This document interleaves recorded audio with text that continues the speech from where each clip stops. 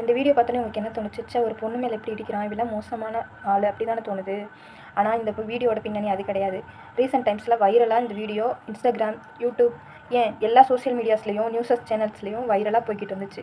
ஆனால் இந்த வீடியோவோட உண்மையான பின்னணி அது கிடையாது. இந்த வீடியோவில் வர சிமிங்தா இந்த பொண்ணு வந்து இன்ஸ்டாகிராம் இன்ஃப்ளூயன்சர். இந்த பொண்ணுக்கு கண்டென்ட் கிடைக்கணும் அப்படிங்கிறதுக்காக ட்ராவல் பண்ணிட்டு இருந்த கூட்டமான ஒரு பஸ்ஸில் இடிக்கிறாங்க, நம்மளை அப்யூஸ் பண்ணுறாங்கன்னு தெரிஞ்சு அந்த பொண்ணோட முகத்தில் கோபம் இருக்கணும். இந்த வீடியோவில் நீங்கள் தெளிவாக பார்க்கலாம். அந்த பொண்ணு சிரிச்சிட்டு இருக்கா.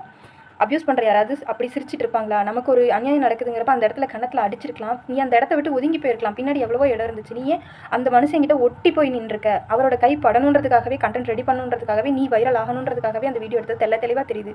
உன்னால் அப்படி ஒரு நல்லவரோட உயிர் போயிடுச்சு. அவருக்குன்னு ஃபேமிலி இருக்கும். ஏன் அவர் தைரியமாக நின்று போராடி இருக்கலாம்ல அப்படின்னு நீங்கள் இவ்வளவோ பெரிய கேள்வி கேட்கலாம். போராடலாங்க. அது உண்மையா பொய்யா அப்படின்னு தெரியாமையே வைரல் ஆக்கி விட்டுரும். நெட்டிசன்ஸ்கள் நிறைய பேர் இருக்காங்க. நல்ல விஷயத்தை எப்பவுமே வைரல் பண்ண மாட்டாங்க. கெட்ட விஷயமா இருக்கட்டும் உடனே வைரல் பண்ணிடுவாங்க. மில்லியன் கணக்கில் வியூஸ் போகுது.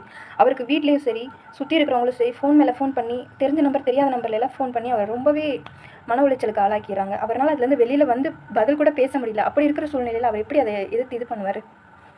கண்டிப்பாக சொல்கிறேன், இவ்வளோ மாதிரி பொண்ணுங்கனால நிஜமாலுமே பஸ்ஸில் என்னையும் சேர்த்து நிறைய பேத்துக்கு நிறைய டைம் இந்த மாதிரி ஒரு விஷயம் நடந்திருக்கும். ஆனால் இனிமேல் இதை பொண்ணுங்க வெளியில் சொன்னால் கூட யாரும் நம்புவாங்களான்னு எனக்கு தெரியல.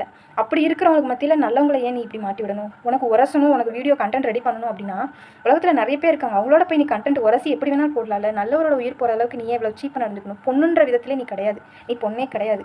ஏன் அவ்வளோ கேவலமான ஈன பிறவியாக இருக்காங்கன்னு தெரியல. இதை பற்றினா உங்களோட கருத்துக்கள் என்னன்றதை மறந்துடாமல் கமெண்ட்டில் தெரியப்படுத்துங்க. தயவு செஞ்சு நம்ம சோஷியல் மீடியாவில் ஒரு விஷயத்த வைரல் ஆக்குறோம் அப்படின்னா அது உண்மையாக பொய்யான்னு தெரிஞ்சுக்கிட்டு வைரல் ஆக்குங்க. அதுக்கு பின்னாடி நிறைய பேர்த்தோட லைஃப் இருக்குது, நிறைய பேர்த்தோட வாழ்க்கை சூழ்நிலைகளாக இருக்குதுன்னு யோசித்து அதை வைரல் ஆக்குங்க.